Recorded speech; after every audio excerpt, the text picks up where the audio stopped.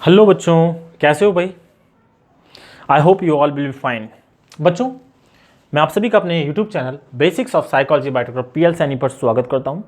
और आज जो हम टॉपिक पढ़ने जा रहे हैं वो टॉपिक होगा हिप्पोक्रेट्स के अनुसार व्यक्तित्व वर्गीकरण। तो चलिए दोस्तों, बात करते हैं हिप्पोक्रेट्स के अनुसार व्यक्तित्व वर्गीकरण की। तो हिप्पोक्रेट्स, दोस्तों हिप्पोक्रेट्स कौन थे? ये एक ग्रीक चिकित्सा शास्त्री थे। मैं यहां लिखता हूं, कौन थे भाई? ग्रीक चिकित्सा शास्त्री, ग्रीक चिकित्सा शास्त्री, ग्रीक चिकित्सा शास्त्री थे। बच्चों, इन्होंने जो वर्गीकरण दिया है, ये अपना जो वर्गीकरण दिया है वो शारीरिक द्रव्यों के आधार पर वर्गीकरण दिया है। ठीक है, तो किस आधार पर दिया है भाई? शारीरिक द्रव्यों के आधार पर। शारीरिक द्रव्यों के आधार पर शारीरिक द्रव्यों के आधार पर दिया है। बच्चों, साथ ही ये शारीरिक द्रव्यों के आधार पर जो वर्गीकरण दिया है, इसमें इन्होंने व्यक्तित्व के कुल 4 प्रकार बताए हैं। और वो 4 प्रकार जो बताए हैं वो इन्होंने अपनी पुस्तक नेचर ऑफ मैन में लिखे हैं। तो इनकी पुस्तक का नाम क्या है? पुस्तक नेचर ऑफ मैन।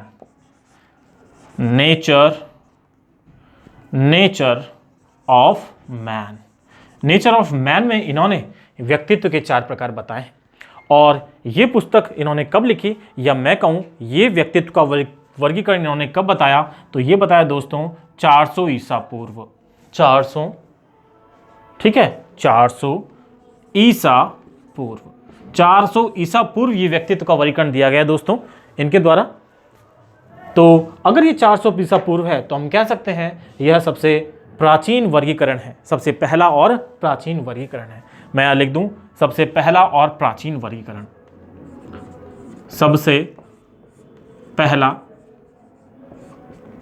एवं प्राचीन वर्गीकरण, सबसे पहला और प्राचीन वर्गीकरण है दोस्तों ये।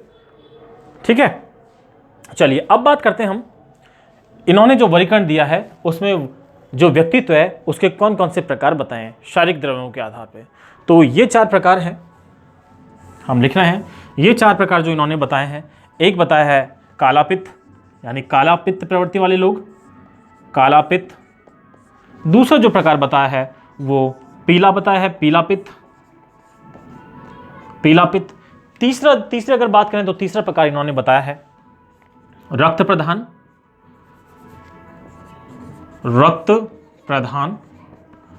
और चौथा बताया इन्होंने कफ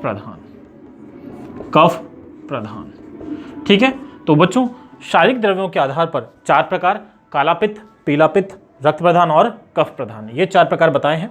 काले पित्त की अगर बात करें तो काले पित्त वाले व्यक्ति जो होते हैं वो होते हैं उदास।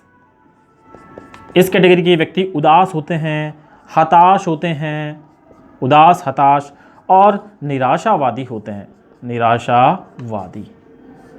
ठीक है बच्चों, तो ये प्रवृत्ति इन बच्चों की या इन लोगों की पाई जाती है, उदास, हताश और निराशावादी।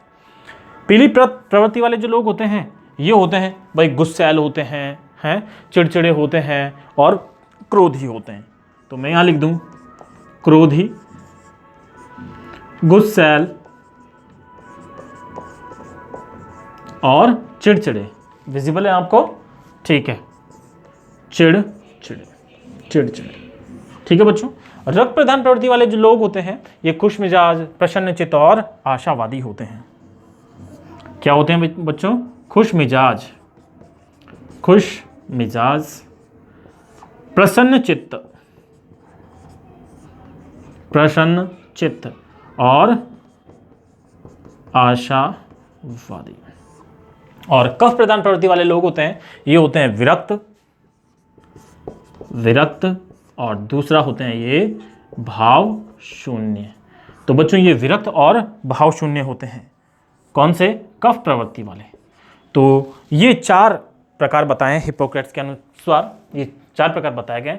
तो हिप्पोक्रेट्स के अनुसार व्यक्तित्व का जो वर्गीकरण किया गया है उस वर्गीकरण में अगर बात करें तो ये वर्गीकरण शारीरिक द्रव्यों के आधार पर किया गया है, 400 ईसा पूर्व किया गया है। सबसे पहला और प्राचीन वर्गीकरण ये है। हिप्पोक्रेट्स थे वो ग्रीक चिकित्सा शास्त्री थे और ये जो वर्गीकरण उन्होंने किया है वो उन्होंने अपनी पुस्तक नेचर ऑफ मैन में किया है। उन्होंने व्यक्तित्व के 4 प्रकार बताए हैं, काला पित्त, पीला पित्त, रक्त प्रदान, कफ प्रदान। काले पित्त वाले व्यक्ति उदास, हताश और निराशावादी होते हैं। पीले पित्त वाले व्यक्ति क्रोधी, गुस्सैल और चिड़चिड़े होते हैं। रक्त प्रदान वाले व्यक्ति खुशमिजाज, प्रसन्नचित्त और आशावादी होते हैं। कफ प्रदान वाले व्यक्ति विरक्त और भावशून्य होते हैं। तो बच्चों ये तो थी हिप्पोक्रेट्स के वर्गीकरण की बात। अब हमें याद भी करना होता है, तो हमें याद करने के लिए हम यहाँ से कौन कौन सी चीजें ले सकते हैं। देखिए दोस्तों, हिप्पोक्रेट्स के अनुसार व्यक्तित्व वर्गीकरण 4 दिखाई दे रहा है, उससे हम याद रख सकते हैं जो वर्गीकरण किया गया है ये 400 ईसा पूर्व किया गया है। 400 ईसा पूर्व किया गया है तो ये सबसे पहला और प्राचीन वर्गीकरण है। ठीक है, ये हमें याद रखना पड़ेगा कि ये वर्गीकरण ये ग्रीक चिकित्सा शास्त्री थे और चिकित्सा शास्त्री थे तो जो वर्गीकरण करेंगे वो शारीरिक द्रव्यों के आधार पर करेंगे और शारीरिक द्रव्यों के आधार पर किसमें किया है, नेचर ऑफ मैन में। तो हिप्पोक्रेट्स 4 दिखाई दे रहा है 400 ईसा पूर्व और 4 प्रकार बताए हैं। ठीक है, हिप्पोक्रेट्स अगर हम शब्द की बात करें तो इसमें 4 में यहाँ दिखाई दे रहा है, 4 यहाँ दिखाई दे रहा है, उससे हम कह सकते हैं कि 400 ईसा पूर्व किया गया था और 400 ईसा पूर्व किया गया था और 4 प्रकार बताए गए थे। 400 ईसा पूर्व किया गया था इसलिए सबसे पहला और प्राचीन वर्गीकरण है। हिप्पोक्रेट्स चिकित्सा शास्त्री थे इसलिए शारीरिक द्रव्यों के आधार पर वर्गीकरण किया है और ये वर्गीकरण इन्होंने नेचर ऑफ मैन में दिया। ठीक है, तो दोस्तों आगे इसी क्रम में अगर बात करें तो ये 4 प्रकार कौन कौन से थे, काला पित्त, पीला पित्त, कफ प्रधान, रक्त प्रधान। या मैं कह दूं काला पित्त, पीला पित्त, रक्त प्रधान और कफ प्रधान प्रवृत्ति वाले लोग। अब देखिए बात करते हैं काला पित्त। आपको दोस्तों इसे याद रखने के लिए ऐसा नहीं कि इसे सिर्फ आप इसे रटो, आप काला पित्त, पीला पित्त, रक्त प्रधान और कफ प्रवृत्ति वाले 4 व्यक्ति चुन सकते हैं और अपने आप को भी इनमें से किसी कैटेगरी में शामिल कर सकते हैं। ठीक है, मैं 1 बाय 1 सभी के एग्जाम्पल देता हूं। देखिए काला पित्त प्रवृत्ति वाले व्यक्ति उदास, हताश और निराशावादी होते हैं। हम अगर बात करें हमारी रीट की तो रीट का एग्जाम 20 जून को है, बताया गया है 20 जून को, लेकिन अभी कोरोना चल रहा है इसलिए हो सकता है कि ये एग्जाम और आगे जाए। अब अगर एग्जाम आगे जाता है, उनकी कुछ न्यूज़ आती हैं, तो जो काला पित्त वाला व्यक्ति होता है वो क्या कहेगा, वो बच्चों ये कहेगा कि देखो पता नहीं सर गवर्नमेंट क्या है, बार बार एग्ज़ाम कसका देती है, सिलेक्शन होगा या नहीं होगा, ठीक है, तैयारी करें तो कैसे करें, क्या करें, ये सारी बातें उस काला पित्त वाले व्यक्ति द्वारा कही जाएंगी। पीले पित्त वाले व्यक्ति की बात करें तो पीला पित्त वाले व्यक्ति इसी के मामले में अपना रेस्पॉन्स देगा कि अरे ये गवर्नमेंट पागल है, ये नेता सिर्फ चुनाव जीतने के लिए, वोट मांगने के लिए आते हैं और जीतने के बाद सब कुछ भूल जाते हैं, इनके वादे क्या क्या करते हैं क्या नहीं करते। ठीक है, पता नहीं क्या है राजनीति में, क्या हो रहा है, ये सब कुछ बार बार डेट को कसका रहे हैं। ठीक है, तो ये पीले पित्त प्रवृत्ति वाले लोग इस तरह से इसको बताएंगे। इसमें अगर रक्त प्रदान वाला व्यक्ति होता है तो वो कहेगा अरे डेट कसक गई, चलो कोई बात नहीं और तैयारी कर लेते हैं, ठीक है, और टाइम मिल जाएगा और अच्छे से याद करते हैं और सिलेक्शन तो मैं लेके ही रहूंगा। तो खुश मिजाज होते हैं, आशावादी होते हैं, प्रसन्नचित्त होते हैं। तो बच्चों ये प्रवृत्ति अकॉर्डिंग टू मी ये प्रवृत्ति सबसे अच्छी होती है, खुश मिजाज रहो, आशावादी रहो, प्रसन्नचित्त रहो। ठीक है, फोर्थ जो प्रवृत्ति है वो कफ प्रदान होते हैं। कफ प्रदान व्यक्ति विरक्त और भाव शून्य होते हैं, इन्हें ज़्यादा लेना देना नहीं होता, डेट कसक गई नो रेस्पॉन्स। ठीक है, और कोई उनके द्वारा भाव दिया नहीं जाता, ये जैसे होते हैं जिस चीज़ में लगे होते हैं बस उसमें लगे रहते हैं। ठीक है, तो ये था दोस्तों हिप्पोक्रेट्स का व्यक्तित्व वर्गीकरण। उम्मीद है आपको ये समझ में आया होगा।